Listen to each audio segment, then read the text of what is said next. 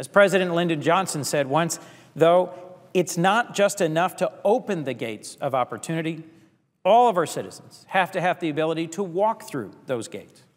The ability of future Americans to walk through those gates, Mr. President, I believe, requires sustainable investments in our future, in our schools and teachers, so our children can compete in the global economy and we can keep improving public education, in infrastructure, so our businesses can move their products and ideas as fast as our competitors can on our roads and rails and broadband, in research and development, so America can continue to be a world leader in innovation and scientific breakthroughs.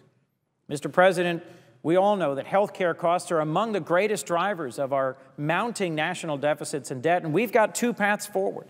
One where we cut and constrain and reduce our spending, and another where we invest in basic science and research, where we innovate and where we cure our way out of these challenges. I think this latter way of investing in our schools, our infrastructure, our innovation, and in finding path-breaking cures is more true to the American spirit. Cuts, as you know, Mr. President, to essential services and programs are already deep. Although this isn't broadly known throughout the country, sacrifices have already been made here and pennies are already being pinched from programs that, in my view, serve the people who can least afford them.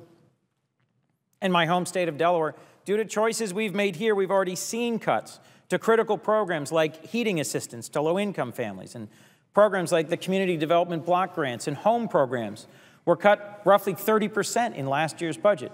Programs that for so long have supported affordable housing for the disabled, for seniors, for the low income.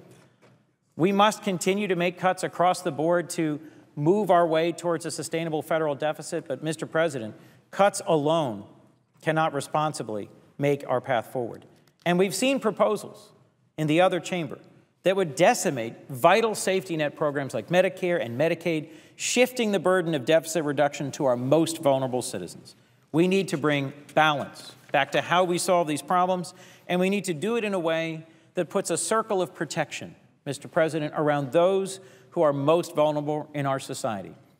In previous generations that served in this chamber, when they came together and reached the resolutions that solved our country's fiscal problems, in 1983, for example, they put a circle of protection around the most vulnerable Americans. They chose not to slash or cut or eliminate those programs that are focused on the most vulnerable in our society, the disabled, low-income seniors, children in the earliest stages of life. And I think it's important that we remember those values as we look at the choices we make here today and as we come together in the months leading up to the election and hopefully after the election to craft a solution to our structural problems.